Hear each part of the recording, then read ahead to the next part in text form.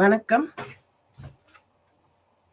BESE 134 கல்வி எனும் நடைமுறை எனும் பாடப்பிரிவில் இன்று நாம் பார்க்கவிருப்பது பிளாக் 1ல அலகு 4 கல்வியும் கொள்கைகளும். இந்த பாடத்திட்டத்துல நம்ம இந்திய அரசியலமைப்பில் கல்விக்கான கொள்கைகள் என்னென்ன இருக்கு, இந்திய அரசியலமைப்பு முகவுரைக்கு பொருந்தக்கூடிய அளவுல கல்விக்கான கொள்கைகள் எவ்வாறு உருவாக்கப்பட்டிருக்கு, அரசியலமைப்பில் கொள்கைகளை நமக்கெல்லாம் தெரியும். இந்தியா அப்படின்றது ஒரு பரந்து விரிந்த ஒரு நாடு. இதோடைய புவி பரப்பு அப்படின்னு பார்த்தோம் அப்படின்னா 32,87,263 சதுர கிலோமீட்டர் பரப்பளவு கொண்ட ஒரு பரந்த நாடு. வடக்கே இமயமலையில இருந்து கிழக்குல உள்ள மலைத்தொடர்ச்சி வரைக்கும் சிறிதும் பெரிதுமாக மலைகள், அப்புறம் அருவிகள், ஆறுகள், சிந்து, கங்கை, பிரம்மபுத்திரா போன்ற ஆறுகள், நதிகள், பாலைவனங்கள், இப்படி இந்த புவி பரப்புல புவி அமைப்புல இந்தியா பன்முகத்தன்மையை கொண்டு இருக்குது. இனம்னு பார்த்துட்டோம்னா நீக்ரோ, மங்கோலியர், ஆரியர், திராவிடர் அப்படின்று பல வகை இனத்தவர்கள் இங்க வாழுறாங்க. இந்து, முஸ்லிம், கிறித்தவர் என்று பல்வேறு மதத்தினை சார்ந்த மக்கள் வாழ்கிறார்கள். வேற என்ன, இந்தியா அப்படின்றது பன்முகத்தன்மையை கொண்டிருக்கு. அப்ப இந்த பன்முகத்தின் தன்மைதான் இந்தியாவுடைய ஒரு சுவாச காற்றாடைய வாழ்வியல் முறைய கட்டமைக்க வேண்டிய கட்டாயத்துலதான் நாம இருக்கிறோம். சோ இந்த வாழ்க்கை முறை எப்படி இருக்கணும், அதை எப்படி கட்டுக்கோப்பா ஒரு நடைமுறைப்படுத்துறது அப்படின்றதுக்கு தான் இந்திய அரசியலமைப்பு நமக்கு கொள்கைகளை வலியுறுத்துறாங்க. சோ இந்திய அரசியல் அமைப்பு அப்படின்றது எப்ப உருவாக்குனாங்க, நம்மளுடைய சுதந்திரம் அடைந்ததுக்கு அப்புறம் 1950 ஜனவரி 26 தான் இந்திய அரசியலமைப்பு நம்மளுக்கு நடைமுறை அரசியலமைப்பு சட்டம் உருவாக்கப்பட்டது. இந்த இந்திய அரசியலமைப்பு சட்டத்துல மொத்தம் எத்தனை பகுதிகள் இருக்கு அப்படின்னு பார்த்தோம் அப்படின்னம்னா, முதல்ல 1950 அத இந்திய அரசியலமைப்பு சட்டத்தை கொண்டு வந்தப்ப அதுல இருந்தது 1 பிரியாம்பிள், ஒரு முகவுரை. அது போக 8 ஷெட்யூல்ஸ், அட்டவணைன்னு சொல்லி சொல்லுவோம். 22 பார்ட்ஸ், பகுதிகள்னு சொல்லி சொல்லுவோம். ஸோ இது எல்லாமே நம்மளுக்கு மொத்தம் ஆர்டிகிள்ஸ் பார்த்துட்டோம் அப்படின்னோம்னா 395 ஆர்டிகிள்ஸ், சட்ட பிரிவுகள் நமக்கு இருந்தது. இப்ப 2020 முடிய நம்ம பார்த்துட்டோம் அப்படின்னா இப்ப உள்ள நடைமுறையில எவ்வளவு பகுதிகள் இருக்கு அப்படின்னா 25 ஷெட்யூல்ஸ், 25 ஷெட்யூல்ஸ் இருக்குது, 465 சட்ட பிரிவுகள் இருக்குது, 12 அட்டவணைகள் இருக்குது.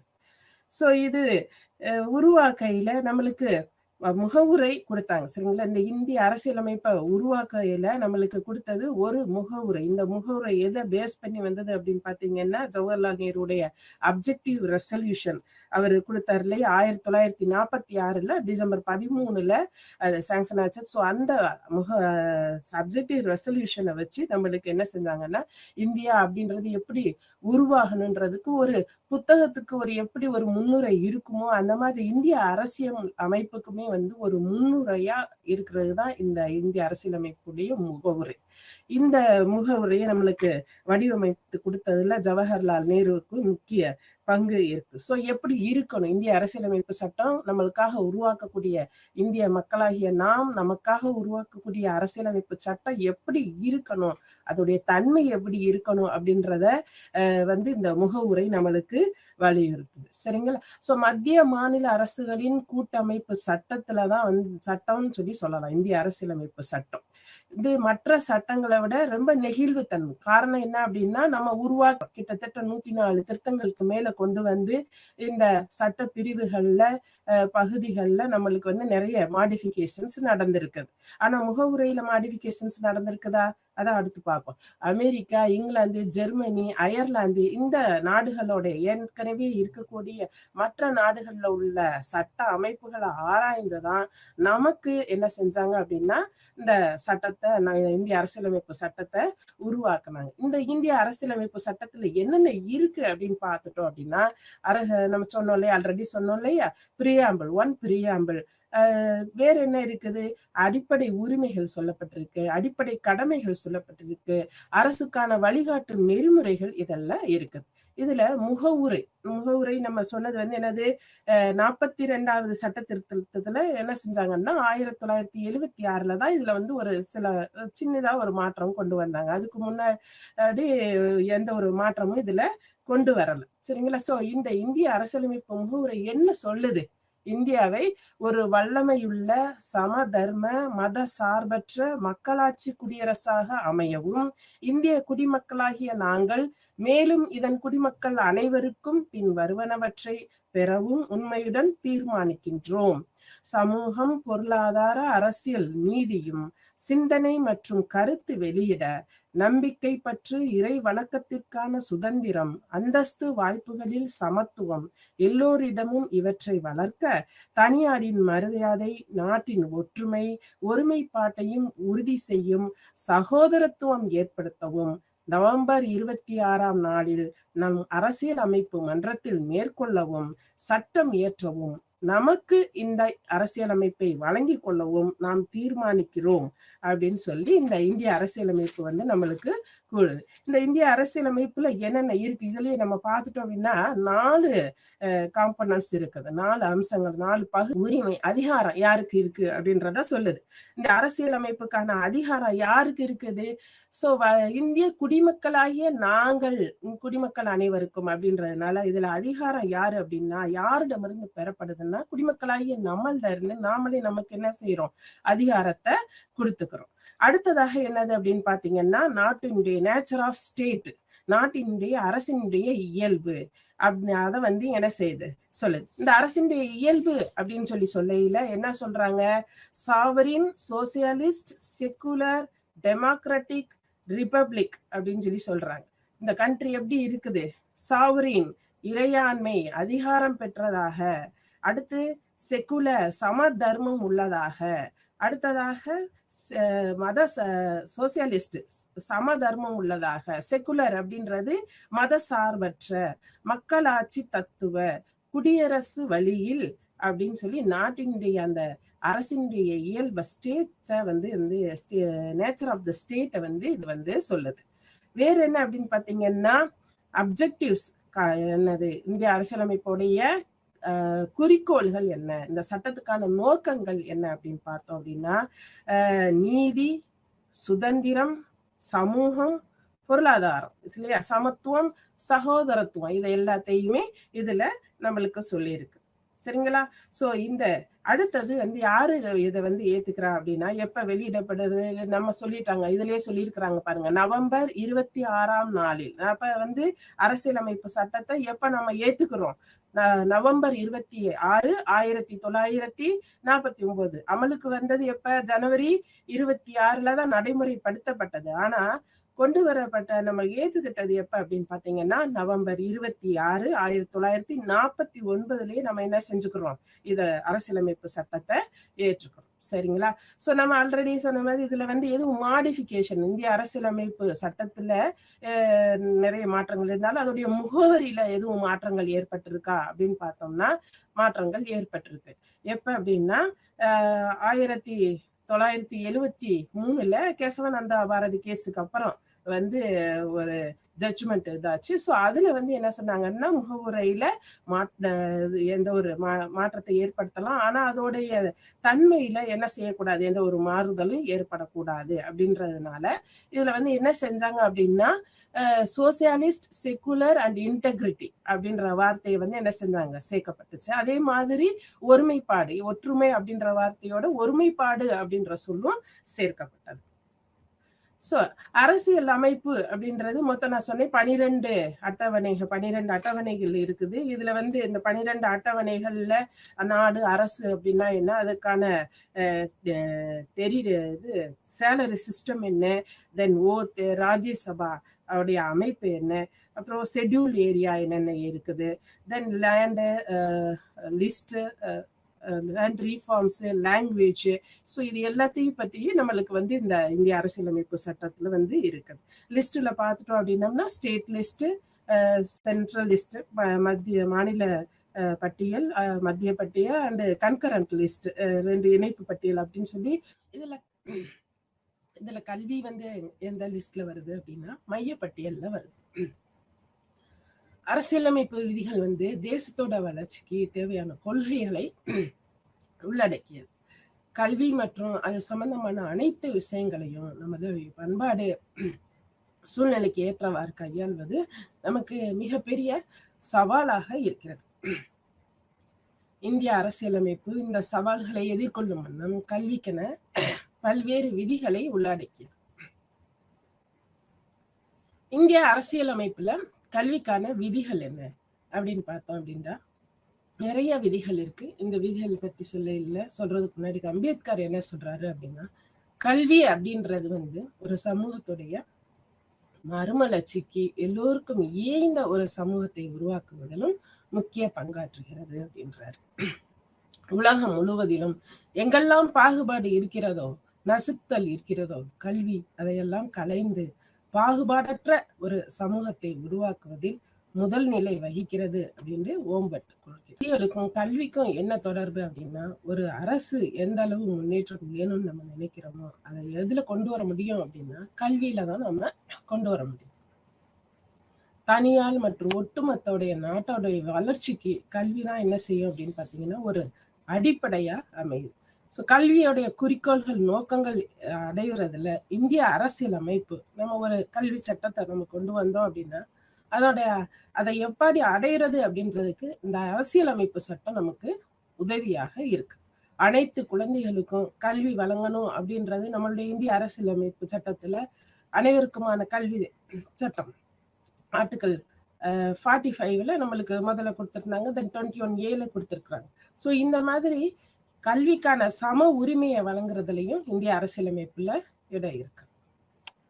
இந்திய அரசியலமைப்புல அடிப்படை உரிமைகள் அப்படின்றது பாத்தீங்க அப்படின்னா ஆர்டிகல் 12 இருந்து 35 முடிய இந்திய அரசியலமைப்புல அடிப்படை உரிமைகளை பற்றி சொல்லியிருக்கிறாங்க. ஸோ 12 அப்படின்றது வந்து ஸ்டேட்னா என்ன அப்படின்றத சொல்லுது. அடுத்து ஆர்டிகல் 14 அப்படின்றது வந்து சட்டத்தின் முன் அனைவரும் சமம். இந்திய அரசியலமைப்பு சட்டத்துல இயற்றப்படக்கூடிய சட்டங்கள் எல்லாத்துலயுமே மக்கள் அப்படின்ற இந்திய மக்கள் பாகுபாடு இங்கு கிடையாது. ஆர்டிகல் 15 அப்படின்றது எந்த ஒரு மதத்தினரோ ஜாதியின் பெயராலோ மொழியின் பெயராலோ இனத்தின் பெயராலோ பாகுபாடு காட்டக்கூடாது அப்படின்றத வலியுறுத்துது. பிரிவு 15 இது வந்து என்ன அப்படின்னு பாத்தீங்கன்னா பிற்படுத்தப்பட்டோர் மற்றும் தாழ்த்தப்பட்டோர் பழங்குடியினருக்கான உரிமையை இந்த ஆர்டிகல் 15(4) வந்து நம்மளுக்கு வலியுறுத்துது. பிரிவு 16(1) அப்படின்றது வேலை வாய்ப்பில் சம உரிமை. பிற்படுத்தப்பட்டோருக்கான ஒதுக்கீட பிரிவு 16(4) வந்து நம்மளுக்கு வலியுறுத்துது. இந்தியாவுடைய உரிமை சாசனம் அப்படின்னு சொல்லி சொன்னோம் அப்படின்னா மேக்னா கர்த்தா ஆஃப் இந்தியன் கான்ஸ்டிடியூஷன் அப்படின்னா 7 வகையான உரிமைகள் இருக்குது. இது எல்லாத்தையுமே ஆர்டிகல் 12 இருந்து 35 முடிய நம்மளுக்கு இருக்குது. பிரிவு 21A அப்படின்றது வந்து கல்விக்கான சம உரிமையை நம்மளுக்கு வலியுறுத்துது. நம்ம ஆல்ரெடி சொன்னோம். பிரிவு அந்த 21A ஆர்டிகல் 45ல இருந்து நெக்ஸ்ட் அடிப்படை உரிமைகளுக்கு மாற்றப்பட்ட 86வது சட்ட திருத்தத்துல அடிப்படை உரிமைகளுக்கு மாற்றப்பட்டு பிரிவு 21A கீழே நம்மளுக்கு கொண்டு வந்தது. இதுபடி என்ன அப்படின்னா 6 முதல் 14 வயது வரை உள்ள அனைத்து குழந்தைகளுக்கும் இலவசமாக மற்றும் கட்டாய கல்வி வழங்கும் அடிப்படை உரிமையை நாம செயல்படுத்த வேண்டும். இதுக்காக மத்திய மாநில அரசுகள் துரித நடவடிக்கையை மேற்கொள்ள வேண்டும் அப்படின்றத இந்த அரசியலமைப்பு சட்டம் நம்மளுக்கு வலியுறுத்துது.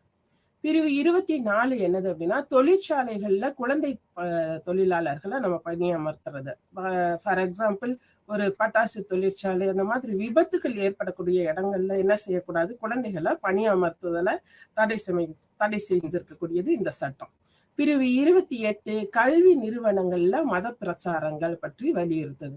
கல்வி நிறுவனங்கள்ல முக்கியமா கவர்மெண்ட் இன்ஸ்டிடியூஷன்ஸ்ல வந்து என்ன செய்யக்கூடாது, ஒரு குறிப்பிட்ட மதத்தை பற்றி என்ன செய்யக்கூடாது, பிரச்சாரம் பண்ணக்கூடாது அப்படின்றத சொல்றாங்க. அண்ட் கவர்மெண்ட் எய்டட் இன்ஸ்டிடியூஷன்ஸ்லயுமே வந்து மதங்களை பற்றிய பிரச்சாரங்களை அவங்களுடைய பெற்றோருடைய கன்சன்ஸ் இல்லாம அந்த மத சார்ந்த கூட்டங்கள்ல பங்கேற்க வைப்பது இதெல்லாம் வந்து கூடாது அப்படின்றத பிரிவு 28 வலியுறுத்தது. பிரிவு 46 அப்படின்றது SC STs முக்கியமா பழங்குடியினர் மற்றும் ஆதி திராவிடருக்கான பாதுகாப்பை இந்த பிரிவு 46 வலியுறுத்தது. கல்வி மற்றும் பொருளாதாரத்துல சமூக அநீதியில இருந்தும் இந்த மக்களுக்கான பாதுகாப்பை இந்த பார்த்தோம் அப்படின்னா அவங்களுக்கான அந்த குழந்தைகளுக்கான கல்வி இது என்ன செய்யுது அப்படின்னா அந்த உரிமையை இது நிலைநிறுத்தது. பிரிவு 29 சிறுபான்மையினர் மொழி மற்றும் புனித நூல் அவங்களுடைய பண்பாட்டுக்கான உரிமையை கொடுக்குது.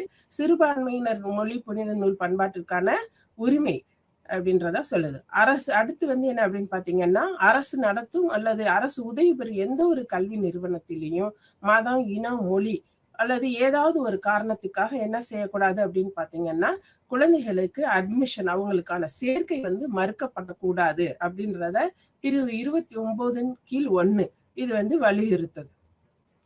பிரிவு 30 என்ன அப்படின்னா, சிறுபான்மையினர் தங்களின் மத நல்லிணத்துக்காக என்ன செய்யலாம் அப்படின்னா, தங்களுக்கு என்ன கல்வி நிறுவனங்களை அமைத்து கொள்ளலாம் அப்படின்னா அதுக்கு அவங்களுக்கான உரிமையை பிரிவு 30 வலியுறுத்தது. 350 பிரிவு 350 மொழிக்கான உரிமை. இது என்ன அப்படின்னா 17th அமெண்ட்மெண்ட் அரசியல் சட்டம் 1956 மூலமாக இது கொண்டு வந்தாங்க.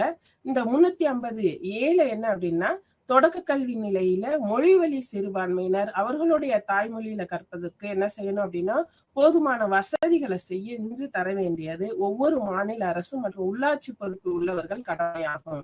ஃபார் எக்ஸாம்பிள் எடுத்துட்டோம் அப்படின்னா, இப்ப தமிழ்நாடுல லிங்குஸ்டிக் உள்ளாட்சி பொறுப்புல உள்ளவர்களுக்கு என்ன செய்யலாம், உள்ளவர்களுக்கு இது ஒரு கடமையா இருக்குது.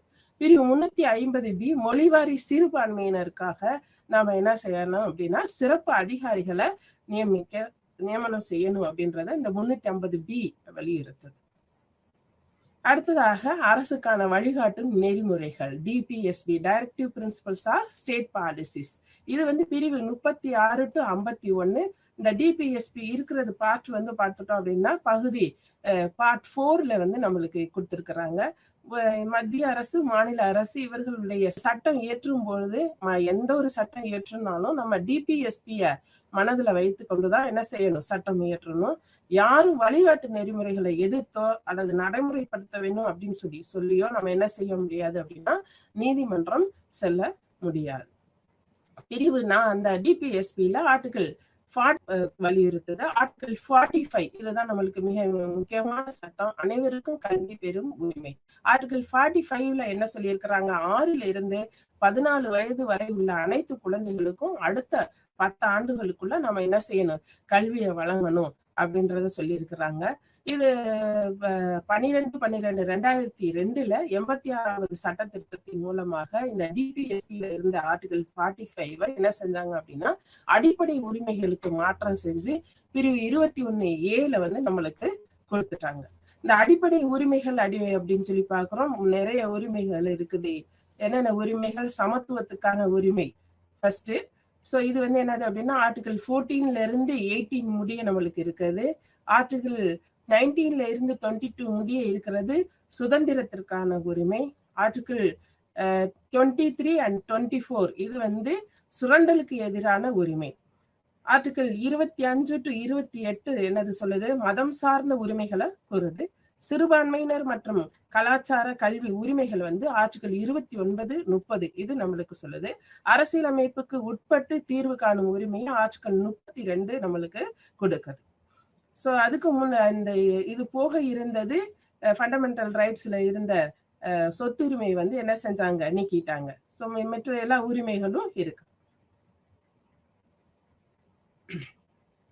ஆர்டிகிள் 46 மாநிலங்கள் மற்றும் சமூக அநீதியிலிருந்து மற்ற பிரச்சனையிலிருந்து பாதுகாத்திட இந்த ஆதிதிர நலிந்த பிரிவினர், அதாவது டிஸ்அட்வான்டேஜ் பீப்புள்னு சொல்லி சொல்றோம். சோ அதுல முக்கியமா ஆதி திராவிடர் மற்றும் பழங்குடியினருடைய கல்வி மற்றும் பொருளாதாரம் மேம்படுத்துறதுக்கு என்னென்னலாம் நம்ம வகை செய்யணும் அப்படின்றத இந்த ஆர்டிகிள் 46 நம்மளுக்கு வலியுறுத்தது. அரசியலமைப்பு விதிகள் பொது கொள்கைகளாக எப்படி மாற்றப்பட்டிருக்கு அப்படின்னா 3 நிலைகள்ல மாற்றப்பட்டிருக்கு. நிலை 1 அப்படின்றது ஒரு நாட்டுடைய மக்கள் தொகைக்கு ஏற்றவாறு தேவையுள்ள பகுதி என்னென்ன பிரச்சனை இருக்குது, எந்த பார்ட்ல நம்ம கான்சென்ட்ரேட் பண்ணணும் அப்படின்றதுல கான்சென்ட்ரேட் பண்ணி அதை வந்து அடையாளம் காண்றது தான் ஃபர்ஸ்ட் நிலை. 2வது ஸ்டேஜ் என்ன அப்படின்னா கல்வி சம்பந்தமாக நாம என்ன செய்யணும், கல்வி குழுக்களை எப்படியெல்லாம் நிறுவுறது அப்படின்றத 2வது நிலை. 3வது நிலையில கல்வி குழுக்களுடைய பரிந்துரையின் பேரில் கல்வி திட்டங்களை தயார் செய்யறது, அப்புறம் நடைமுறைப்படுத்துறது. ஃபார் எக்ஸாம்பிள் நம்மளுடைய இந்த ஆர்டிகிள் 45 இம்ப்ளிமெண்ட் பண்றதுல நம்மளுக்கு நிறைய சேலஞ்சஸ், நிறைய தடைகள் இருந்தது. ஸோ இதுக்காக இந்த கல்வியை நம்ம 6ல இருந்து 14 வயது வரைக்கும் உள்ள அனைத்து குழந்தைகளும் வந்து கல்வி பயிலணும் அப்படின்னா அவங்களுக்கு எதெல்லாம் டிஃபிகல்ட்டா இருக்கு அப்படின்னு பார்த்ததுல அவங்களுடைய டிஃபிகல்டிஸ் மாதிரி இந்த ஒரு சட்டத்திட்டத்தை நம்ம நடைமுறைப்படுத்துறதுக்கு அது ரிலேட்டடா நம்ம என்ன செய்யலாம் அப்படின்னா அந்த திட்டத்தை நடைமுறைப்படுத்துறதுக்காக ஊக்குவிக்கிறதுக்காக நம்ம என்ன செய்யலாம், மதிய திட்டத்தை கொண்டு வந்திருக்கிறாங்க.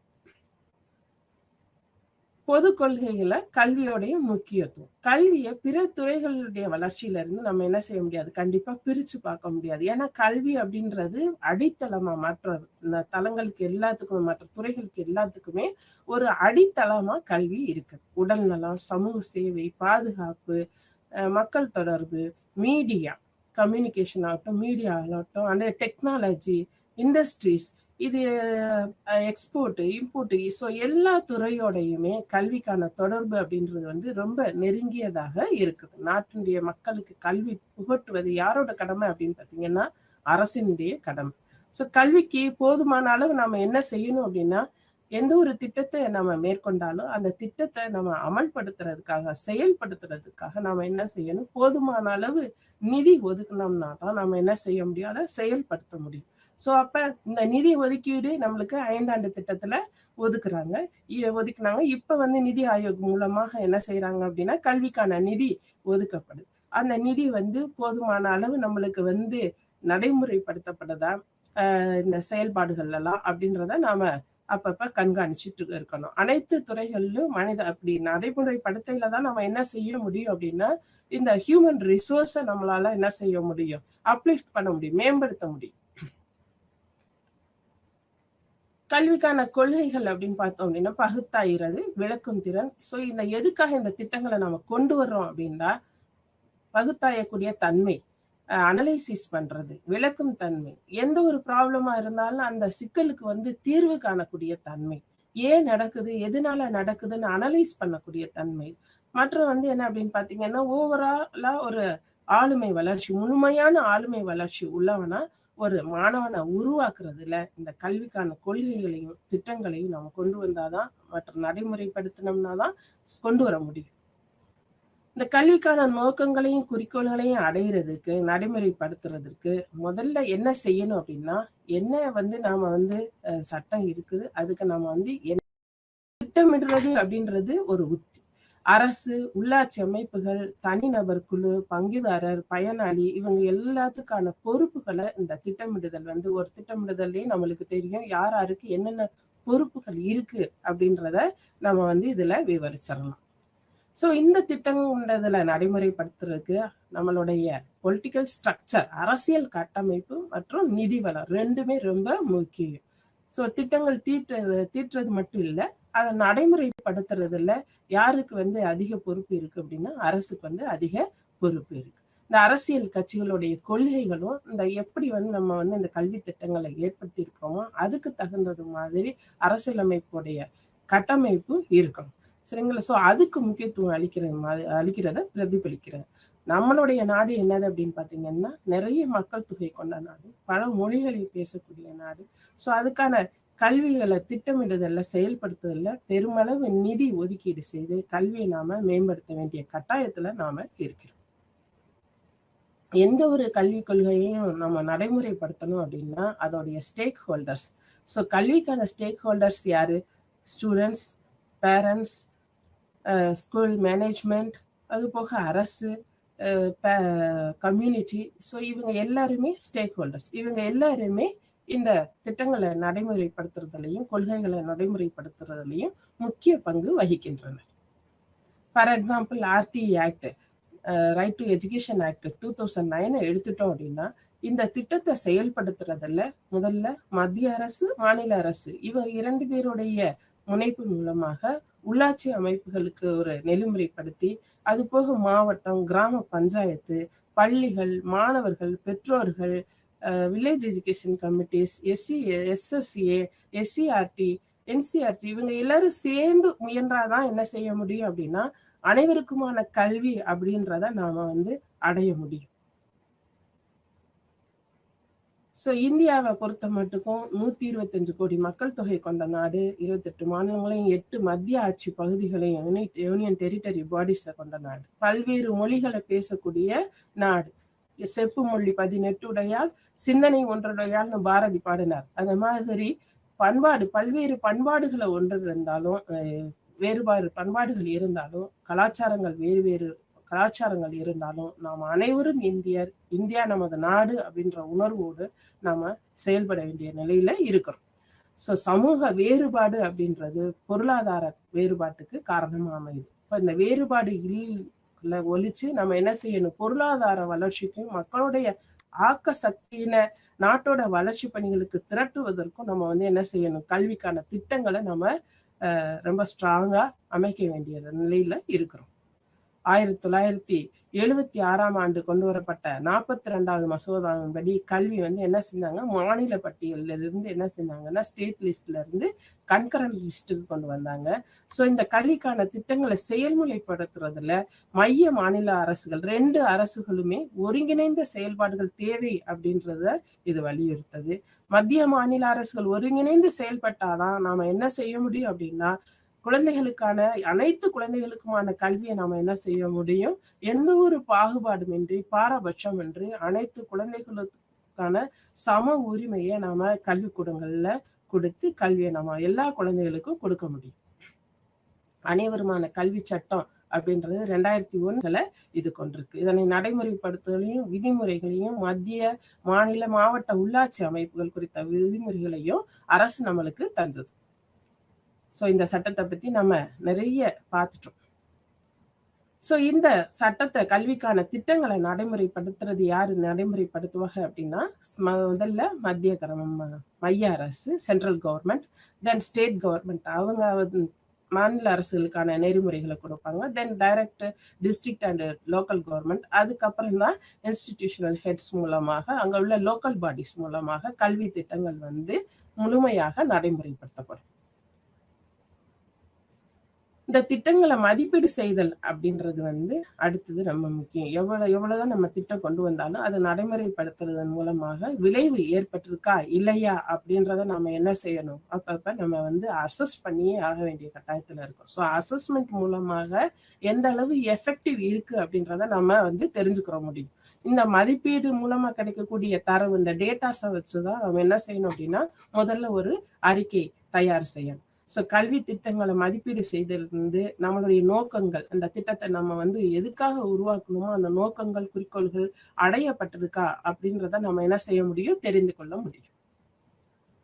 ஸோ இந்த பாடத்துல அடுத்ததாக அலகு 5 கல்விக்கான புதுமைகள் மற்றும் சோதனைகள், இன்னோவேட்டிவ் பிராக்டிசஸ், இன்னோவேஷன்ஸ் என்னென்ன இருக்கு அப்படின்றதையும், எக்ஸ்பெரிமெண்ட்ஸ்லாம் என்ன, இந்தியாவில் நேஷனல் என்ன வந்து பிராக்டிசஸ் வந்து கல்விக்கான புதுமைகளை நாம மேற்கொள்றோன்றத பார்க்க போறோம்.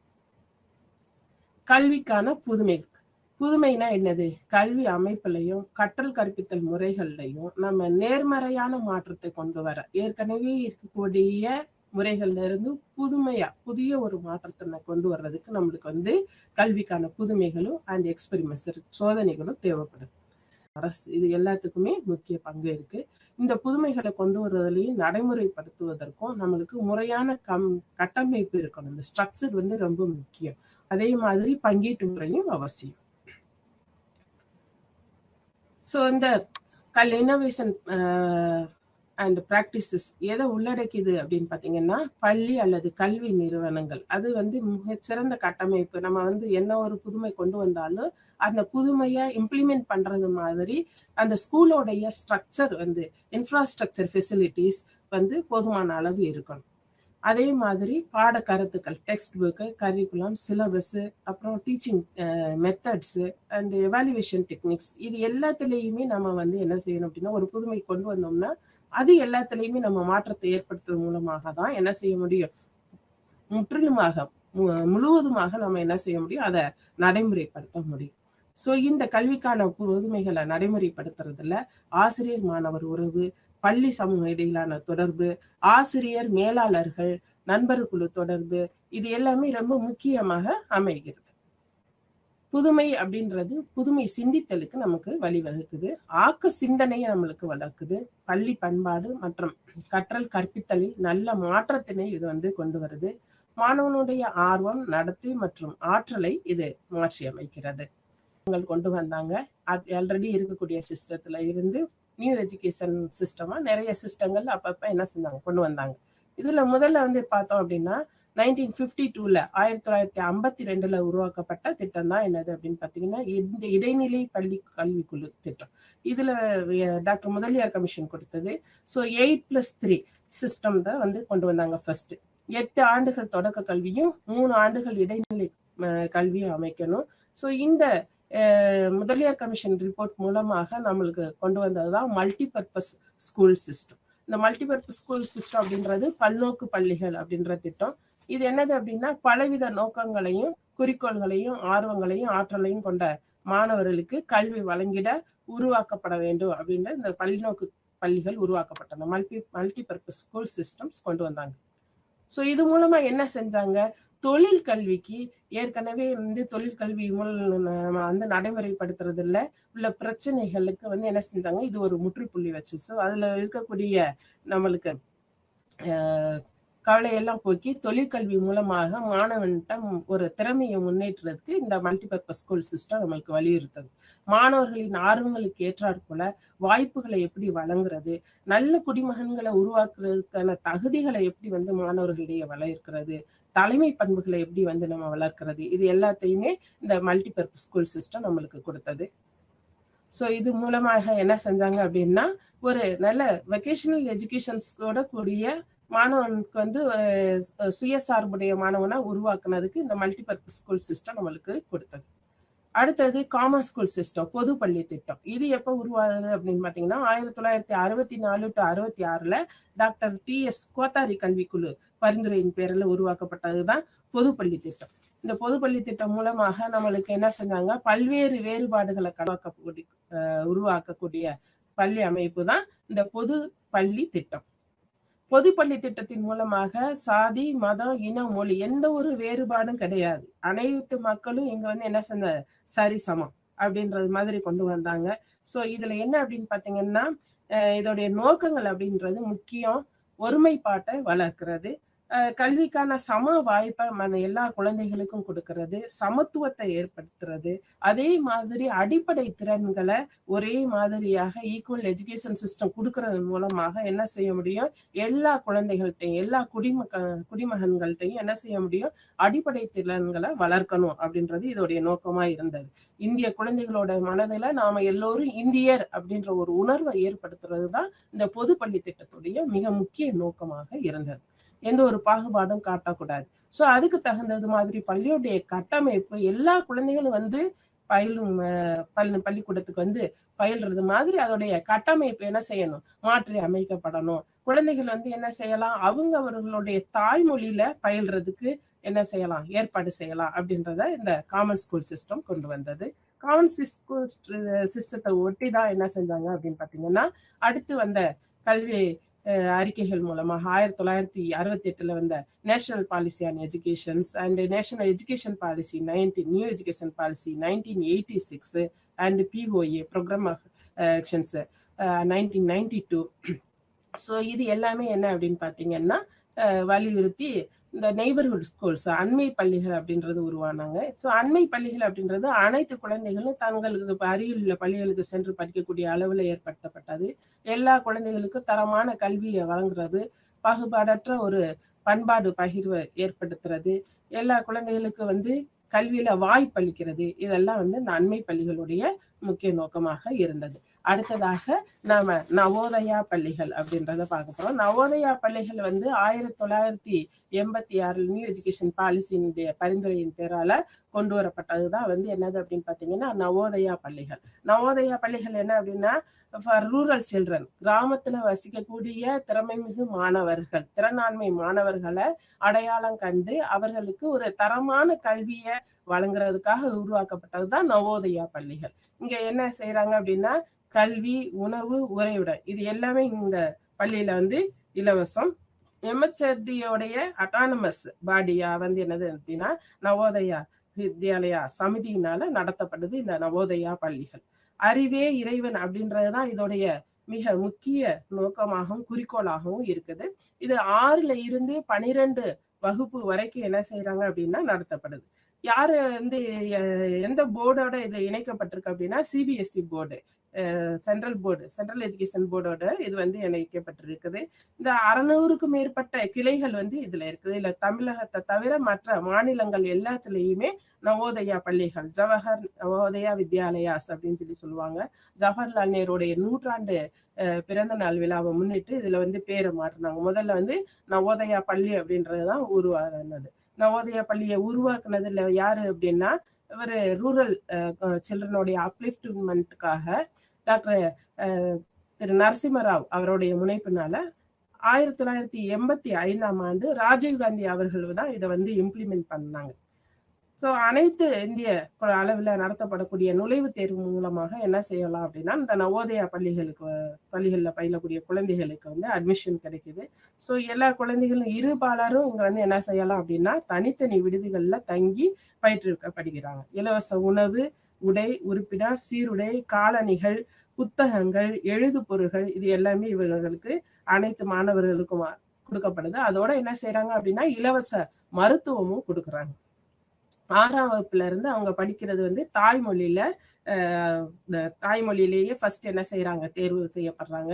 8ஆம் வகுப்பு வரை தாய்மொழி அல்லது வட்டார மொழி வாயிலாக பாடங்களும், அதன் பிறகு கணிதம், அறிவியல் ஆகியவை ஆங்கில வாயிலாகவும் மற்றும் சமூக அறிவியல் வந்து ஹிந்தி வாயிலாகவும் மும்மொழி திட்டம் வந்து என்ன செய்யறாங்க மாணவர்களை எடுத்து இந்தி பேசாத மாநிலங்கள்ல பள்ளியை தங்கி பயிலவும், அதே மாதிரி இந்தி பேசாத மாநிலங்கள்ல 20% மாணவர்களை எடுத்து இந்தி பேசக்கூடிய மாநிலங்கள்ல உள்ள பள்ளிகள்ல சேர்க்கக்கூடிய வாய்ப்பு இருக்கிறதுனால இங்க என்ன செய்ய முடியும் அப்படின்னா மாணவர்கள் வெவ்வேறு கலாச்சாரத்தை, பண்பாடை தெரிந்து கொண்டு தேசிய ஒருமைப்பாடானது இங்க என்ன செய்யுது வளர்க்கப்படுகிறது. இந்த நவோதயா பள்ளிகள்ல ஆசிரியர் மாணவர்கள் தங்கி படிக்கக்கூடிய சூழ்நிலை இருக்கிறதுனால இவர்களுடைய உறவு என்ன செய்து மேம்படுது. ஸோ இதன் மூலமாக மாணவனுக்கு என்ன கிடைக்குது அப்படின்னா முழுமையான ஆளுமை திறன் வந்து வெளிப்படுது.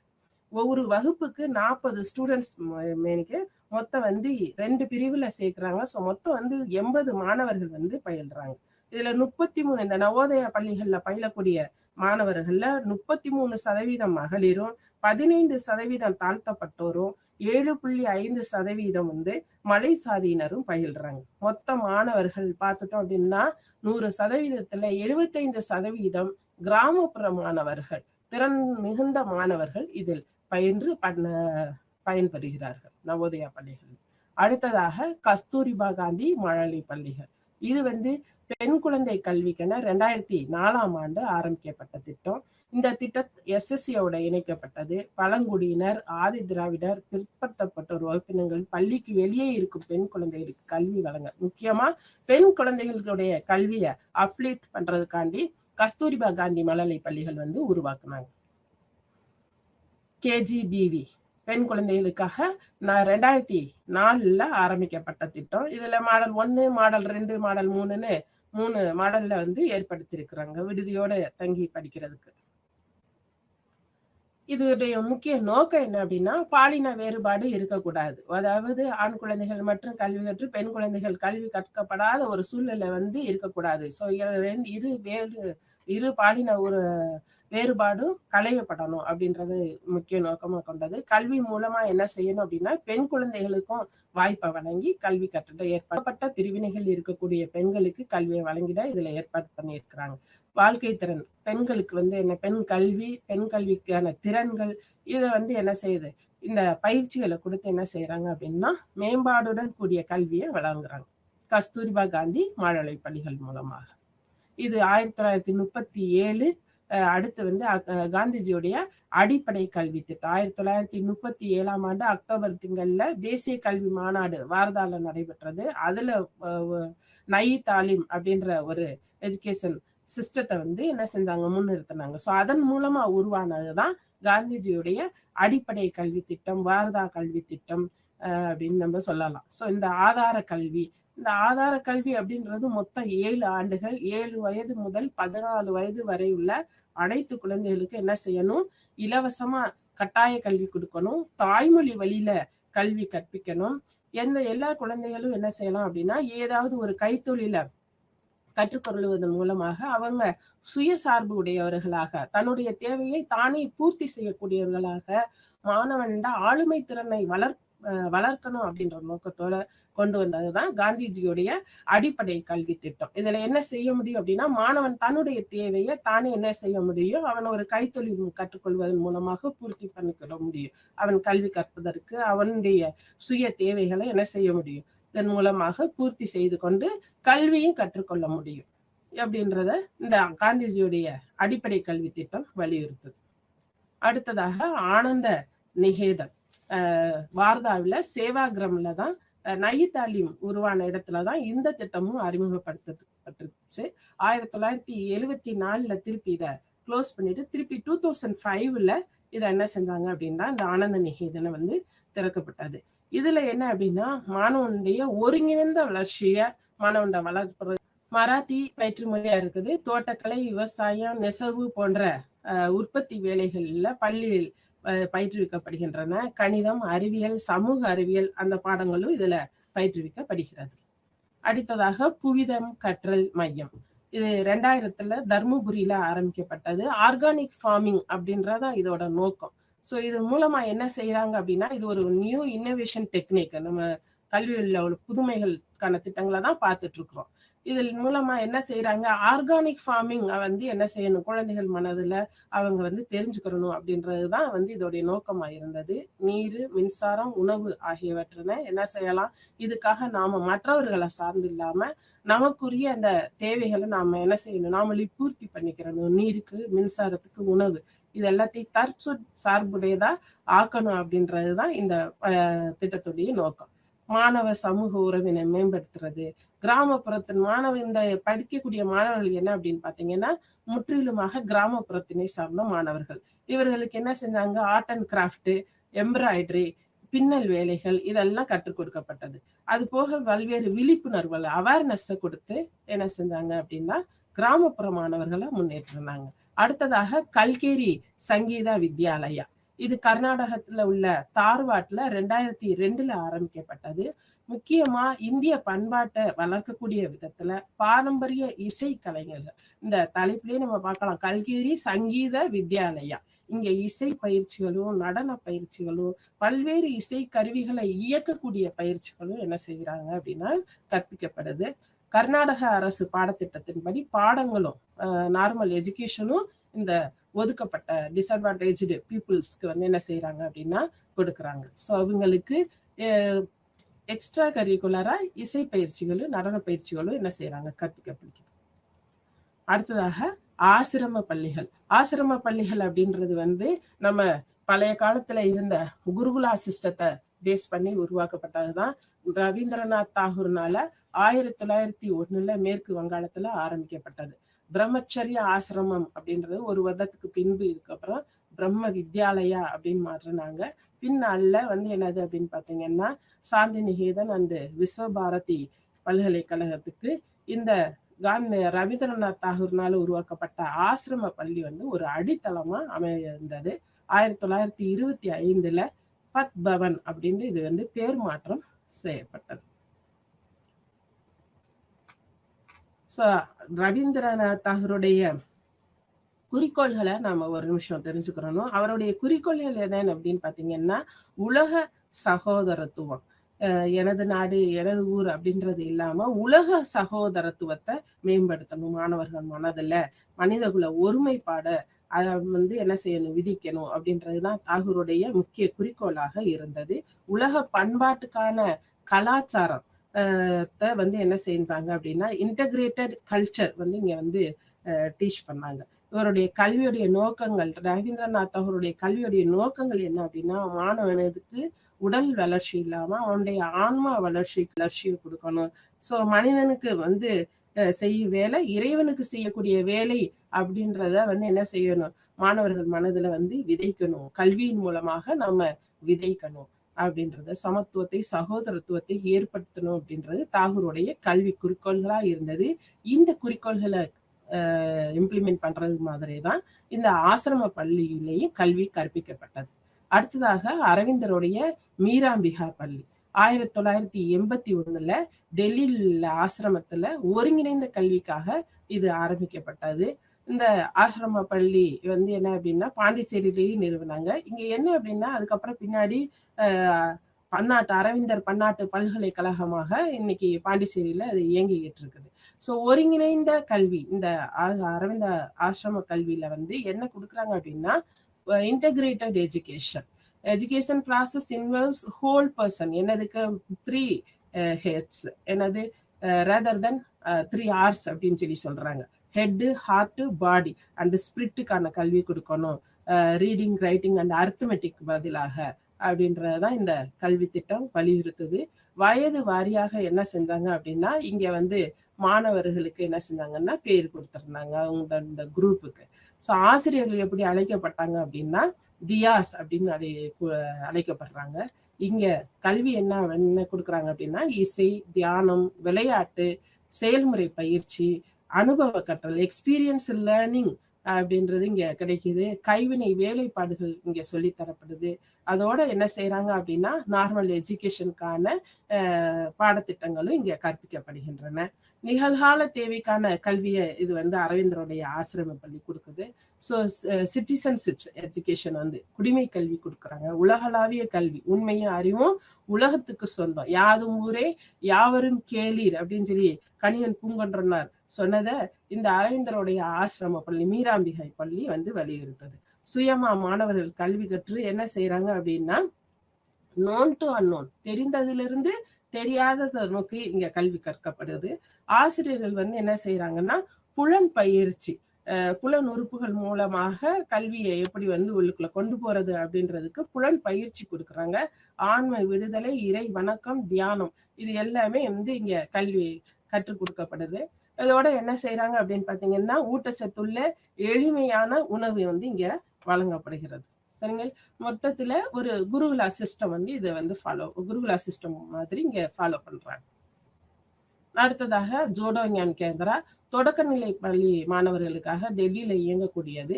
கணிதம் மற்றும் அறிவியலை கற்பிக்க என்ன செய்யறாங்கன்னா, பொம்மைகள் மூலமாக கற்றல் கற்பித்தல் வளங்களை கொண்டு கற்பிக்கிறாங்க. இங்க என்னது அப்படின்னா, Jodo cubes, mat, Aakar Parivar, Jodo straws, so அது போக flash cards, ludo boards. So இது மூலமாக என்ன செய்யறாங்க அப்படின்னா, எல்லா திறன்களையுமே மேம்படுத்துறாங்க. ஜோடோ கியூப்ஸ் மூலமாக என்ன அப்படின்னா, மேத்தமெட்டிக்கல் ஸ்ட்ரக்சர்ஸ் நம்மளுக்கு சொல்லி கொடுத்தாங்க. எப்படி உருவாக்குறது அப்படின்றத இந்த ஜோடோ ஸ்ட்ராஸ் மூலமாக பல வண்ணங்களை உருவாக்கக்கூடிய, வண்ணங்களை வச்ச வடிவங்களை உருவாக்கக்கூடியதை இந்த ஜோடோ ஸ்ட்ராஸ் மூலமாக சொல்லி தர்றாங்க. அடுத்ததாக நலிகளி, ஜாய்ஃபுல் லேர்னிங். நலிகளி அப்படின்றது என்னது அப்படின்னா, ஜாய்ஃபுல் லேர்னிங், சந்தோஷத்தோட உற்சாகத்தோட நான் கல்வி கற்கிறதுக்கான ஒரு திட்டம் தான் இந்த நலிகளி. 1995 மைசூர் மாவட்டத்துல உருவாக்கிய பள்ளி. உற்சாகத்தோட கல்வி கட்டுறதுக்கான புத்திகளை கொண்டது இந்த பள்ளி. நலிகளி அப்படின்ற பேர்ல கர்நாடகம் முழுவதும் கிட்டத்தட்ட 13,691 பள்ளிகள்ல இந்த திட்டம் நடைமுறைப்படுத்தப்பட்டிருக்குது. இதோடைய டீச்சிங் லேர்னிங் மெட்டீரியல் எப்படி இருக்கும் அப்படின்னு பாத்தீங்கன்னா, known to unknown, concrete to abstract, கருத்தியல்ல இருந்து பருப்பொருள்ல இருந்து கருத்தியல் நிலைமைக்கு, சிம்பிள் டு காம்ப்ளெக்ஸ், எளிமையில இருந்து கடினத்தை நோக்கிதான் இதோடைய TLMS நம்ம டீச்சிங் லைனோட ஒரு கல்வியை கற்பித்தல் முறைய இது வந்து வலியுறுத்துது நலிகடி. ஸோ இந்த அழகு 5ல் இது முடிய நாம இந்தியாவில் என்னென்ன நடைமுறைகள் கல்வி புதுமைகள்ல மேற்கொண்டாங்க அப்படின்றத நம்ம பார்த்தோம். உலகளாவிய அளவில் வந்து என்னென்ன நடைமுறைகள் அடுத்து ஏற்படுத்துறாங்க அப்படின்றத அடுத்த பாடம் 6ல் வந்து பார்க்க போறோம். பாடம் 6ல் வந்து என்ன அப்படின்னா புதுமை நடைமுறைகள் தான். நம்ம ஆல்ரெடி சொன்னதுதான். இந்த புதுமை நடைமுறைகள் வந்து என்னது அப்படின்னா 4 பரிமாணங்களை கொண்டது அப்படின்றத லாஸ் எஸ்டால் வந்து சொல்றாரு. வித்தியாசமா என்ன 4 பரிமாணங்கள் என்னென்ன அப்படின்னா, ஃபர்ஸ்ட் வந்து அப்ரோச். எந்த ஒன்னையும் ஏற்கனவே இருக்கிறதுல இருந்து புதுமையா நாம எப்படி செய்யறது அப்படின்றத வந்து இந்த புதுமை அணுகுமுறை நம்மளுக்கு வலியுறுத்துது. 2வது வந்து என்னது கொண்டிருக்கு. அடுத்ததை வந்து ப்ராடக்ட் உற்பத்தி, கல்விக்கான தயாரிப்பு அண்ட் டெக்னிக்ஸ், எப்படி வந்து நம்ம அந்த கல்வி புதுமையை நம்ம வந்து இம்ப்ளிமெண்ட் பண்ண போறோம்.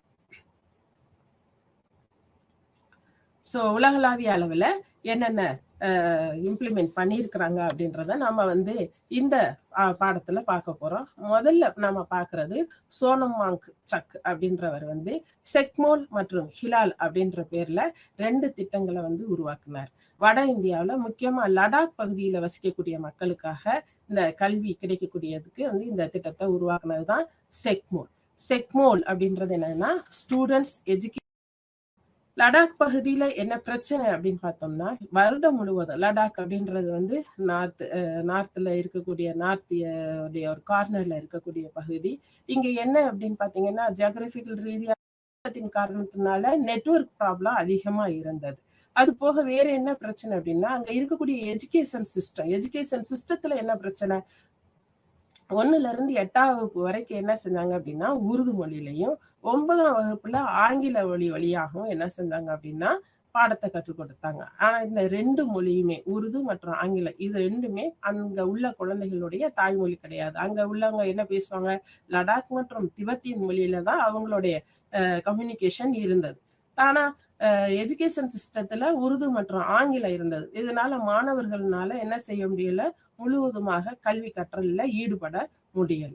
இது போக என்ன அப்படின்னு பாத்தீங்கன்னா, அங்க அந்த உள்ள பாடநூல்கள், அந்த பாடநூல்கள்ல இருக்கக்கூடிய உதாரணங்களை பார்த்தோம் அப்படின்னா அங்க உள்ள கல்ச்சருக்கு ரிலேட்டடா இருக்காது. ஃபார் எக்ஸாம்பிள், இப்ப தமிழ்நாடுல எடுத்துட்டோம் அப்படின்னா நம்மளுடைய 9th ஸ்டாண்டர்ட்ல ஏறு தழுவுதல் அப்படின்ற பாடம் இருக்குது. இந்த ஏறு தழுவுதல் அப்படின்றது தமிழர் பண்பாடு சார்ந்தது.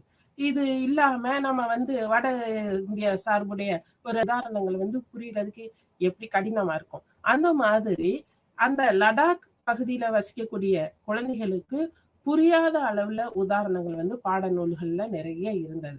ஆசிரியர்கள் பார்த்தோம் அப்படின்னா ட்ரெயின்டு டீச்சர்ஸ் கிடையாது. ஸோ அவங்கள்ட்ட நிறைய வந்து பயிற்சியற்ற ஆசிரியர்கள் இருந்தாங்க. இடைநீற்றல், இதன் காரணமாக குழந்தைகள் வந்து பள்ளிக்கு செல்வதும் அந்த பள்ளியில இருந்து நிக்கிறதும் வந்து ரொம்ப கம்மியா, இடைநிற்றல் வந்து அதிகமா இருந்தது. வேலைக்கு அப்படி படிச்சாலும் அந்த குழந்தைகள் வந்து ஒரு வேலைக்கு தகுதியுடையவர்களா இல்லை.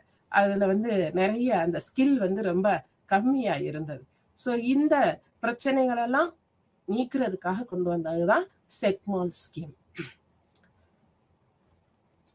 சோனம் வாங்சக் சமூக வாழ்வாதாரம் மற்றும் தொழில் பயிற்சி, இது 2க்குமான ஒரு திட்டத்தை கொண்டு வந்தாரு 1988ல. இதன் மூலமா என்ன செஞ்சாங்க அப்படின்னா, நிலையான எதிர்காலத்துக்கு வளமான வாழ்க்கை முறைக்கு இளைஞர்களை தயார் செய்வது. இதுதான் இந்த புதுமை கல்வி திட்டத்தினுடைய நோக்கமாக இருந்தது. லடாக்கியன் பீப்புளுக்கு அனுபவ கற்றலுக்கான பாட புத்தகத்தை கொடுத்தாங்க.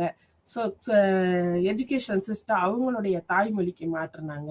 உள்ளூர் சூழ்நிலைக்கு ஏற்றது மாதிரி கலை திட்டத்தை மாற்றி அமைச்சாங்க. அப்படின்னா சூரிய மின்சாரத்தை கொண்டு வந்து solar powered and solar heated கொண்டு வந்தாங்க. கலாச்சாரத்தோட புதுமையான, அதாவது ஏற்கனவே இருக்கக்கூடிய கலாச்சாரத்தோட புதுமையான இன்னோவேட்டிவ் டெக்னிக்ஸையும் கொண்டு வந்து நியூ எஜுகேஷன்ஸை நிறைய லேர்ன் பண்ணிக்கிட்டாங்க. மதிப்போடக்கூடிய கல்வியை கற்றுக்கிட்டாங்க. எல்லா குழந்தைகளுக்குமே என்ன அப்படின்னா நிறைய டெய்லரிங்கோட அண்டு எம்ப்ராய்டரி இந்த மாதிரி நிறைய பயிற்சி கொடுத்து அன்றாட பிரச்சனைகளுக்கு அவங்களுடைய சுயசார்புடைய மாதிரி உருவாக்குறதுக்கு என்ன செஞ்சாங்கன்னா அவங்களுடைய பிரச்சனைகளுக்கு தீர்வு காணாங்க. கிராம கல்விக்குழு, வில்லேஜ் எஜுகேஷன் கமிட்டி உருவாக்கப்பட்டது. தொழில் படிப்பு கலை திட்டம் கொண்டு வந்தாங்க. அங்க இந்த பள்ளிகள்ல இருந்து வெளியேறக்கூடிய அந்த கழிவு நீரை என்ன செஞ்சாங்க அப்படின்னா மறுசுழற்சி செய்து அங்குள்ள விவசாய நிலங்களுக்கு எப்படி பயன்படுத்தலான்றத இங்கேயே ட்ரெயின் பண்ணாங்க. கள பயிற்சிக்கான ஃபீல்டு எஜுகேஷனுக்கான வகுப்பறைகள் இருந்தது. முற்றிலுமாக என்னது அப்படின்னு பார்த்தீங்கன்னா, அந்த கிராமத்தை ஒரு சுற்றுப்புற சூழ்நிலைக்கு மாதிரி கிராமமா உருவாக்குனாங்க. எக்கோ வில்லேஜா உருவாக்குனாங்க. அடுத்து இந்த செக்மால தொடர்ந்து அடுத்து HIAL, Himalayan Institute of Alternative Learning திட்டம் கொண்டு வரப்பட்டது.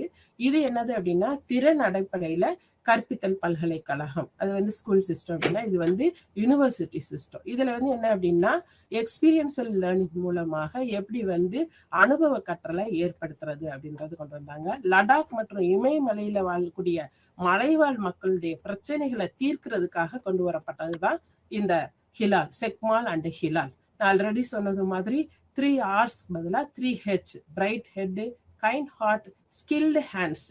இதுதான் வந்து இதோடைய முக்கிய நோக்கமாக இருந்தது.